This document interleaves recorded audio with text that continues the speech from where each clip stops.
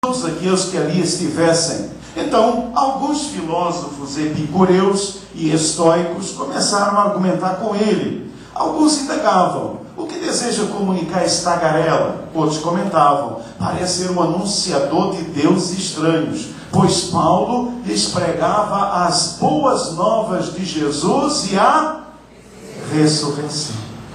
Paulo pregava as boas novas de Jesus e a ressurreição. Entretanto, alguns deles, assim que ouviram falar sobre a ressurreição dos mortos, começaram a dizer zombarias, e outros ainda exclamavam: sobre esse assunto te daremos ouvidos numa outra oportunidade. Paulo pregava, Paulo fazia missões, porque ele pregava sobre a ressurreição. Jesus e a ressurreição. E aqui é interessante você pensar o seguinte: Paulo era um catedrático, Paulo era um homem de academia, Paulo era um acadêmico, ele estava diante de uma academia, diante de acadêmicos, diante, digamos assim, da fina flor do pensamento daquela época. Então Paulo sabia muito bem que se ele falar sobre Jesus e ressurreição, o pessoal ia zombar dele. Eu sabia disso. Mas ele deixou de falar?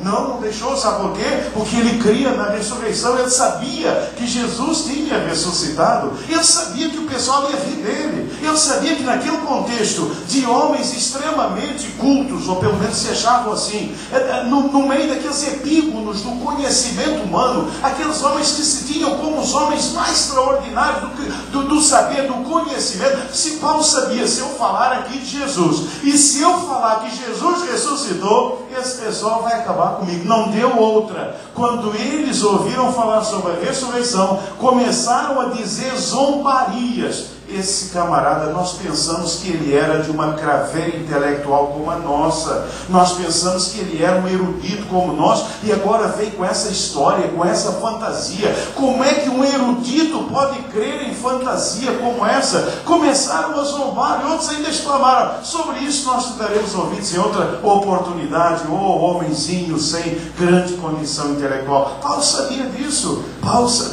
mas ele leva a mensagem do Senhor, porque ele cria na ressurreição. Paulo pregava as boas novas de Jesus e a ressurreição, porque a ressurreição significa dizer: Jesus é Deus, Ele é o único. Vocês adoram todos esses deuses, mas Jesus Cristo é o único. E Paulo foi tão sagaz, por isso a gente tem que ser inteligente. Olha, gente, crente tem que ser inteligente. Aprenda uma coisa, meu irmão: se é crente, é inteligente. Se é crente, é inteligente. Não pode existir um crente que não seja inteligente. Não pode haver um cristão convertido a Jesus que não seja inteligente. O cristão é uma pessoa inteligente. Para ser cristão tem que ser inteligente. E o Senhor nos dá essa inteligência. E Paulo, ele vai ser tão inteligente que os irmãos conhecem como é que ele chegou ao coração daqueles homens, né? Quando ele viu todos aqueles altares, e num daqueles altares estava escrito lá: altar ao Deus desconhecido. E Paulo, com toda a sagacidade intelectual e com toda a unção do Espírito Santo de Deus, porque se junge uma coisa à outra, a capacidade intelectual com a unção espiritual. Quando isso se une, é uma explosão só. Você entendeu? Quando você une capacidade intelectual, por isso a gente tem que estudar. Você tem que fazer o mestrado, o doutorado, essa coisa toda, faz isso mesmo. Quando você junta aqui o conhecimento, a excelência intelectual com a unção espiritual, meu irmão, todas as fortalezas são quebradas, não ficam de pé. Porque aí há uma argumentação que Deus dá, que é uma argumentação tremenda e maravilhosa. Foi o que o Senhor deu ao apóstolo Paulo. Então, a ressurreição, ela afeta essa área missiológica, porque nos leva a ter essa convicção de que Jesus deve ser pregado a todos os povos. Jesus Cristo deve ser pregado em todos os lugares. Se Ele ressuscitou, se há um evangelho a ser pregado, precisamos pregá-lo. Se Cristo ressuscitou, se você não prega o evangelho, se você não testemunha de Jesus, você não crê na ressurreição.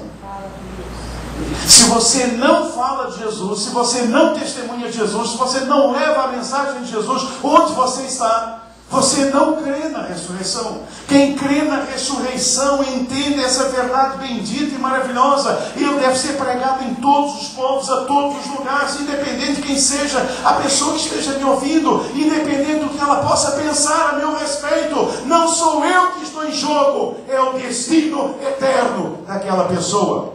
Não fique preocupado, meu irmão e minha irmã, com sua reputação. Mas se preocupe com o destino eterno daquela pessoa com quem você está conversando. Nosso problema é este. A gente está lá no meio daqueles doutores, a gente está lá no meio daqueles atores, a gente está lá no meio daqueles artistas, a gente está lá no meio daqueles mundanos, a gente está lá no meio dessa turma toda, e nós ficamos com medo da nossa reputação. O que é que vão pensar de mim? Você vai saber isso quando essa pessoa estiver no inferno e ela disser assim: ué, mas eu tive uma vez com um tal de Vitor, que era pastor da PIB Copacabana, e ele nunca me falou disso aqui. Ele nunca me falou. E eu vou dizer assim: eu tinha vergonha, né? Sabia lá o que vocês iam pensar. E o Senhor vai dizer: mas filho, não é a sua reputação, é o destino eterno desta vida.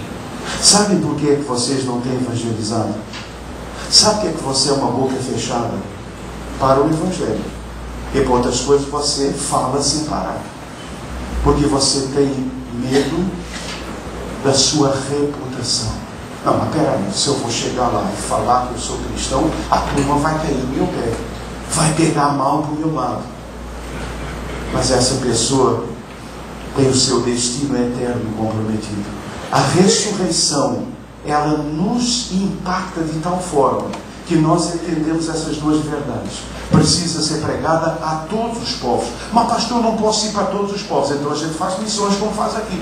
Então você dá uma oferta. Então você para de comer como você come, para de comprar roupa, para de ser uma centopeia que não cabe mais no sapato que você tem, e dê uma oferta poupuda para missões, para que todos os povos sejam alcançados. Eu ouvi uma vez o pastor Isaías lá do Belo Horizonte: sua centopeia, porque a mulher tinha 120 pares de sapatos. Não é mais uma mulher, isso é uma centopeia, meu irmão. Isso é uma centopeia. Então para com isso e dá uma oferta para missões. Dá uma oferta para missões. Todos os povos precisam ser evangelizados. Eu não posso ir, é verdade. Eu não posso ir a todos os povos, mas eu posso dar uma oferta abençoada e abençoadora, que possa levar a mensagem a todos os povos. E um dia, quando estivermos na eternidade, vai haver gente em todos os lugares dizendo: você deu uma oferta, e porque a sua oferta foi dada para fulano, ele pregou o evangelho, eu me converti, e eu vou receber mais um abraço. O que eu quero é receber abraço lá no céu. Abraço daqueles que foram ganhos. Então, irmãos, o Evangelho deve ser pregado a todos os povos, em todos os lugares. Em todos os lugares. A gente hoje escolhe. A gente escolhe, é por isso que eu tenho essa bronca terrível, essa coisa da opção pelos pobres. Jesus não fez nenhuma opção pelos pobres, gente. Ele fez uma opção pelos pecadores. Jesus fez uma opção pelos pecadores. Morem eles na favela de cima ou na favela de baixo. Jesus fez essa opção. Todas as pessoas precisam ouvir o Evangelho. E essa era a realidade do apóstolo Paulo. Afetou missões. Por que a igreja começou a fazer missões? Por que a igreja começou a ter essa visão? Todos os povos, todos os lugares. Porque Jesus Cristo ressuscitou. Ele está vivo. Missões é ressurreição. Missões é impactado pela ressurreição. Quem crê na ressurreição realiza missões. Deseja que o Evangelho alcance todos os povos e ele chegue em todos os lugares.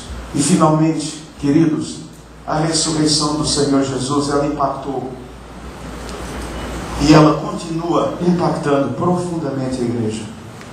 Se nós estamos aqui nessa manhã, é porque Jesus Cristo ressuscitou. Irmãos, uma das coisas mais lindas, mais bonitas que eu ver o povo vindo para a igreja. Sabe por quê? Porque eu fico pensando: o que é que faz essa vir para a igreja? Não, vir para o templo. Aí, pastor Roberto, não é vir para a igreja não, é vir para o templo, porque nós somos a igreja. Então nós estamos aqui no templo. Isso é o templo onde a igreja se reúne. A igreja somos nós, a igreja sou eu, a igreja é você. O que é que faz as pessoas virem todos os lugares, vindo para o templo.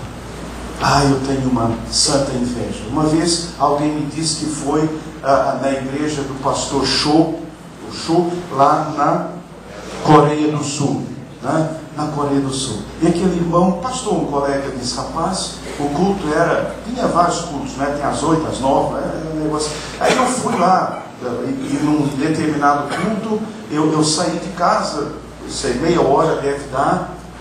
Rapaz, quando eu chego na porta, eu nunca tinha visto aquilo. Pessoal correndo em paigreiro, correndo. E eu disse, quando cheguei, eu comecei a correr também. Quando eu cheguei lá, eu entendi. Estava lotado, tinha mais lugar. Está começando a acontecer isso com a nossa garagem, né? Você tem que correr para ter um carro aqui dentro, né? Eu corro, né? Tem que correr. Se você não correr, você não encontra mais vaga aqui na garagem, né? Também a garagem é pequenininha, é verdade, mas a gente tem que correr. Aí eu fiquei pensando, meu Deus, pessoas correndo para o templo. Eu nunca vi um negócio desse, correndo. Se você já foi no estádio, e também é bem interessante, não é? Há muito tempo que eu não vou, mas quando você vai no estádio ver um jogo, é um negócio estranho. Você vai, quando chega perto, você começa a correr, não sabe por quê, mas você começa a correr, dá uma ânsia danada. Eu fiquei pensando, Deus, ter ânsia para ir para o templo. Senhor, tem esse negócio, só falta a bandeirinha, ficar gritando, Jesus, e correndo. O que é que faz um povo que corre para um templo? O que é que faz um povo correr para estar unido e junto, louvando o Senhor? É que Ele está, aleluia, louvado seja o nome do Senhor. O que é que nos trouxe aqui nessa manhã, igreja? Jesus está vivo. E Ele está aqui nessa manhã, aleluia, louvado seja o nome do Senhor. A ressurreição do Senhor Jesus, ela impactou e ela continua impactando a visão escatológica da igreja. Escató são as últimas coisas que acontecerão, a visão escatológica do fim, de tudo que vai acontecer. Essa visão, ela foi profundamente afetada pela ressurreição do Senhor Jesus. Olha esses dois textos belíssimos, Romanos 8:34, 1 Tessalonicenses 4, de 14 a 17. Quem é que condena? Pois é Cristo quem morreu, ou antes, quem ressuscitou dentre os mortos, o qual está à direita de Deus e também intercede por nós. Aleluia, louvado seja o Senhor. E 1 Tessalonicenses 4, 14 a 17, porque se cremos que Jesus morreu e ressuscitou, veja bem, se nós cremos que Jesus morreu e ressuscitou, assim também aos que em Jesus dormem, ou seja, aqueles irmãos que já morreram. Dormir aqui não é sono da alma, não. O dormir aqui, irmãos, é que crente não morre no sentido de separação. Morte é separação. A primeira morte é a separação do corpo da alma. É essa morte que nós temos aqui. Quando esse corpo vai para o caixão, depois vai lá para a terra, e é comido pelos vermes, e a alma vai para Deus. Morte é separação, thanatos, é a palavra grega, separação. Há uma segunda morte, que é a separação da alma eterna de Deus. Aí a segunda morte é a pior que tem, né? Então o crente, nesse aspecto, ele não morre, porque ele nunca ficará separado. A Bíblia diz que nada nos separará do amor de Deus. Nem a vida, nem a morte, nem potestade, nem nada nos separará. Então nada nos separa. Então o crente não morre nesse sentido. Por isso é que diz lá, aos que em Jesus dormem, ou seja, aqueles que foram recolhidos por Jesus, aqueles que passaram para estar com Cristo, Deus os tornará a trazer com Ele. Então quando Jesus voltar, Ele voltará com aqueles que já partiram. Dizemos-vos, pois, isto pela palavra do Senhor, que nós, os que ficarmos vivos para a vinda do Senhor, não precederemos os que já estão com Ele, os que já dormem, porque o mesmo Senhor descerá do céu. Gosto dessa palavra.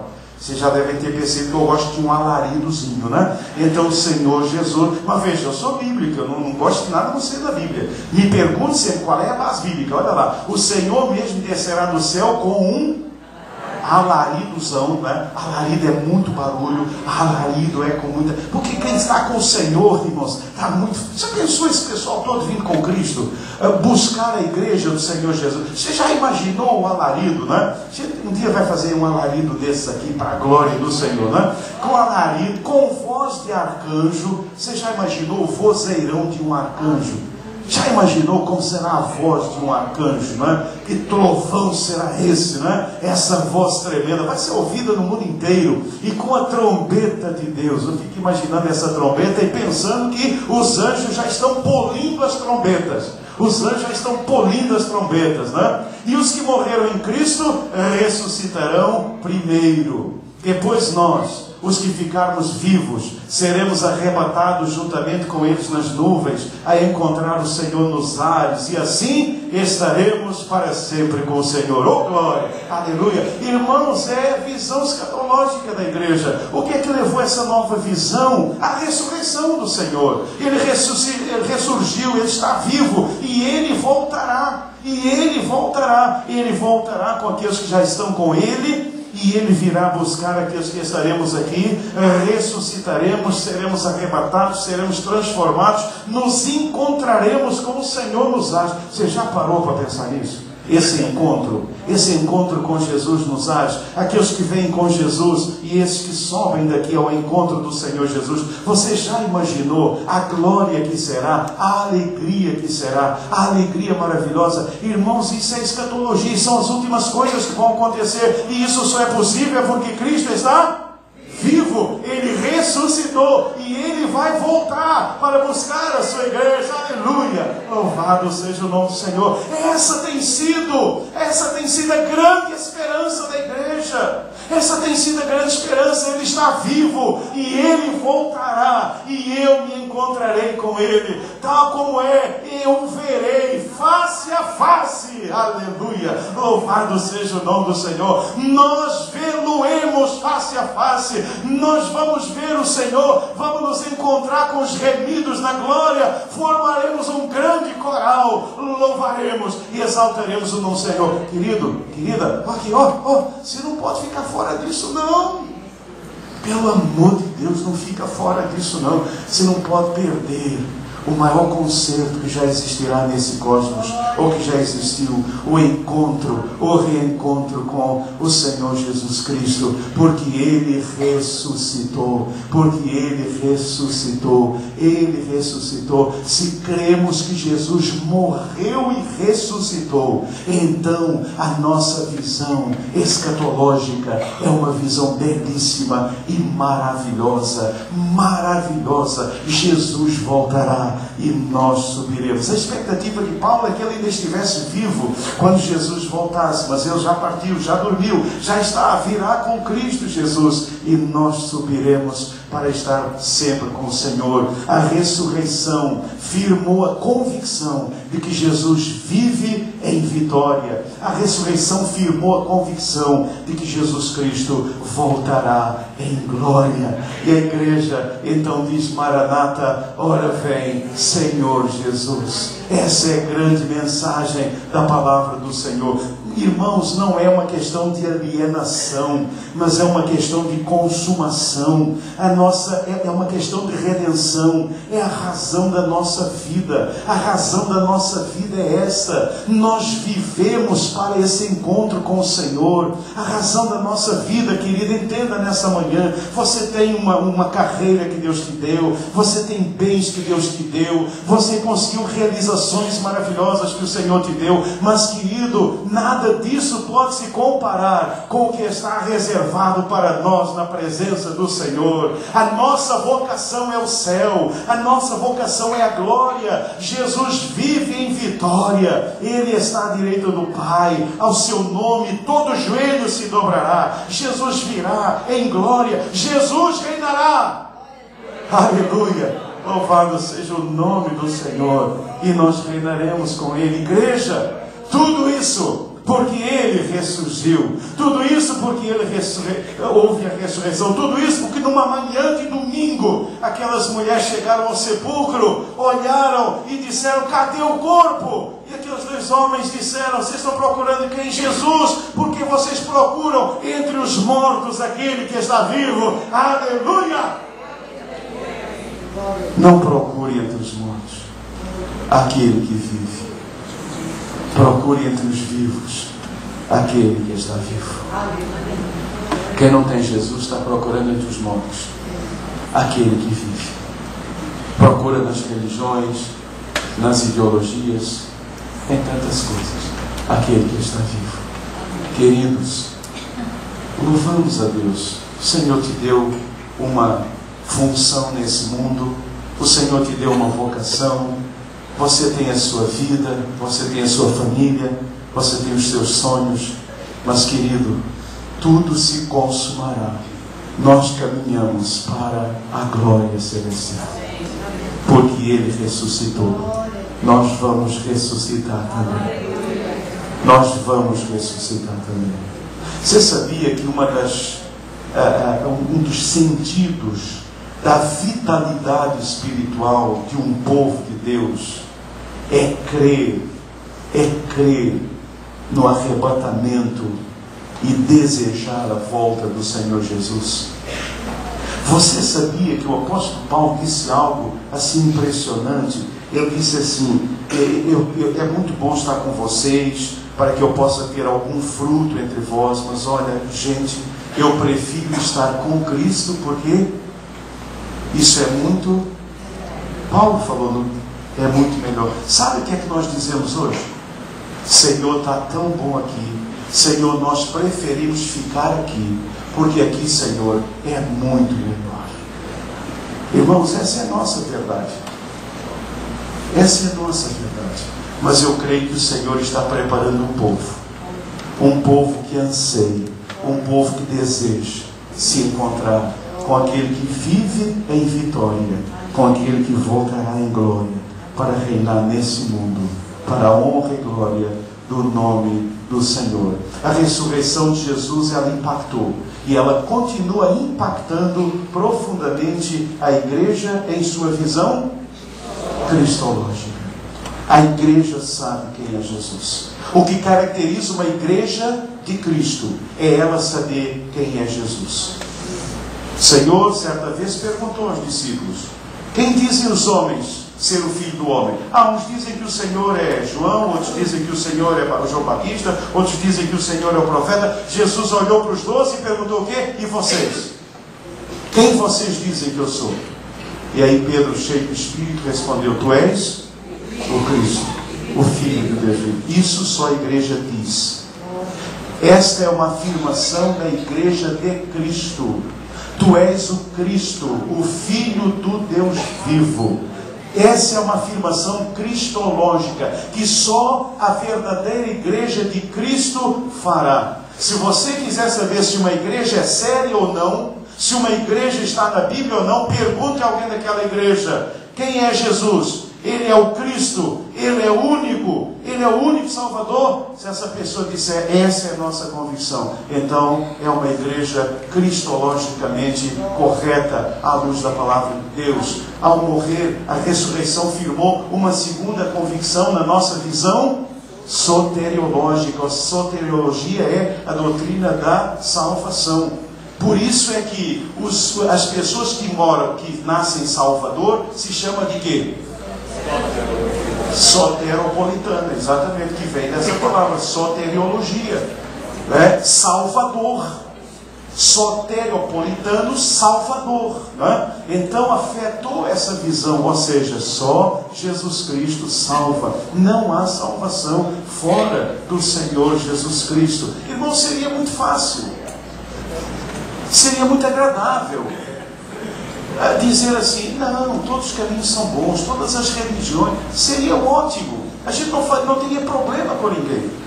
Mas a verdade é que se Cristo ressuscitou, só Ele salva. A ressurreição, ela impactou profundamente a igreja na sua visão missiológica. Se eu creio na ressurreição, eu faço missões em todos os lugares, a todas as pessoas. E finalmente a ressurreição, ela afetou, ela impactou profundamente a igreja em sua visão escatológica. O fim virá.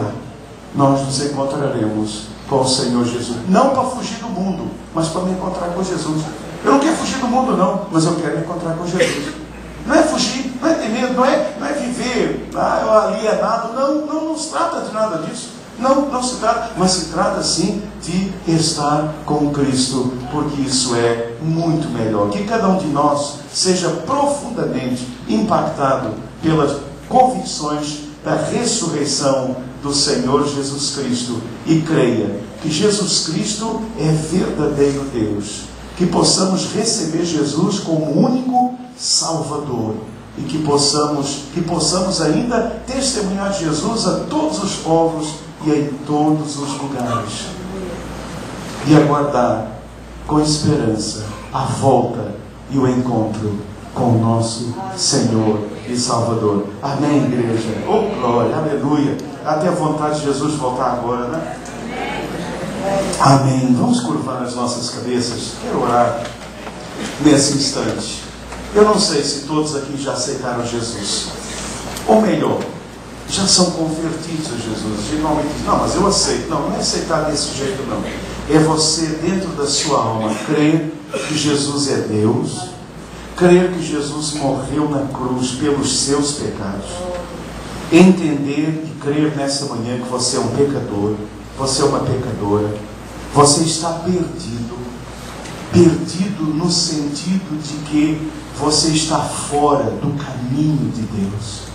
Então você está perdido, porque você está fora, você está longe.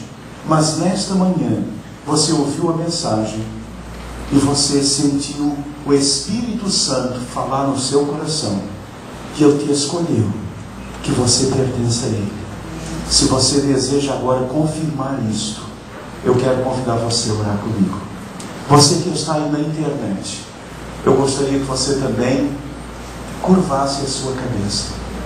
E se você ainda não confessou Jesus com seus lábios, se você ainda não creu que Ele é o Filho de Deus, ressuscitou, Ele está vivo, você crê nisso nessa manhã? Você gostaria agora de dizer isso para o Senhor? Você reconhece, querido, que você é pecador? Você é pecadora?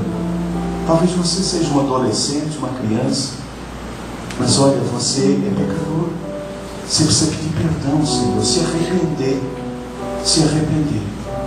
e recebê-lo agora, confessá-lo. Você deseja fazer isso? Você que aqui está, você deseja? Você foi tocado? Então onde você está agora? De cabeça baixa e olhos fechados. Repita comigo esta oração, tornando a sua oração, dizendo de todo o coração. Você pode falar baixinho ou falar alto, mas diga agora, de todo o coração: Senhor Jesus, nesta manhã em que celebramos a sua ressurreição, eu creio que o Senhor ressuscitou. Eu creio que o Senhor é Deus. Eu creio que o Senhor é o único Salvador. Nesta manhã, eu reconheço que sou um pecador, que sou uma pecadora. Eu me arrependo. Eu confesso Jesus como meu Senhor e como meu Salvador. Eu recebo agora pela fé no meu coração. Neste momento, pela fé, eu recebo Jesus Cristo como meu único e suficiente Salvador. Em nome de Jesus, eu oro. Amém e amém. Ainda de cabeça baixa, ainda de olhos fechados, ninguém está olhando para você, apenas o Senhor Jesus. Eu gostaria de saber quantas pessoas aqui nesta manhã, quantos aí na internet oraram comigo. Se você orou, levante a sua mão bem alto. Deus abençoe, Deus abençoe, Deus abençoe, Deus abençoe, Deus abençoe, Deus abençoe, Deus abençoe, Deus abençoe, Deus abençoe. Na galeria, Deus abençoe você. Há mais alguém? Deus abençoe. Louvado seja Deus. Há mais alguém? Deus abençoe. Louvado seja Deus. Deus te abençoe. Louvado seja o Senhor. Há mais alguém? Louvado seja Deus. Pai, nós louvamos o Senhor, porque naquela manhã algo tremendo aconteceu. A morte não podia reter o Senhor, porque o Senhor é o doador da vida. A morte foi vencida. Aleluia. Oh Senhor, o Senhor ressuscitou. O Senhor apareceu a tantas pessoas. Senhor, tantos viram o Senhor. Louvado seja o teu nome. Mas Deus, o mais gostoso de tudo é saber que o Senhor está vivo e o Senhor voltará para a sua igreja. Deus, esse agora ainda é um tempo muitas vezes de chorar e lamentar, mas o Senhor mesmo falou que um dia nós teremos uma alegria indizível que jamais perderemos quando nos reencontrarmos com o Senhor. Ainda passamos por vales aqui, ainda passamos por lágrimas, por sofrimentos, mas virá o dia quando tudo isso será transformado e nós o veremos face a face. Louvado seja o teu nome. Senhor, eu te louvo por essas mãos levantadas. O Senhor conhece a sinceridade de cada coração e eu peço ao Senhor nessa manhã que o Senhor abençoe ricamente estas vidas, que o Senhor possa selá-los, meu Pai, e que essa decisão seja para toda a vida. É a minha oração, em nome de Jesus. Nos despeça com a sua paz, nos leve agora para os nossos lares, nos dê, Senhor, um domingo abençoado. Aqueles que estivermos com as famílias todas em torno da mesa, que possamos louvar e glorificar o teu nome por esse momento tão especial, e nos traga logo mais à noite, Deus. Nós oramos agradecidos em nome de Jesus, o Senhor da glória. Amém e amém e amém. Louvado seja o Senhor.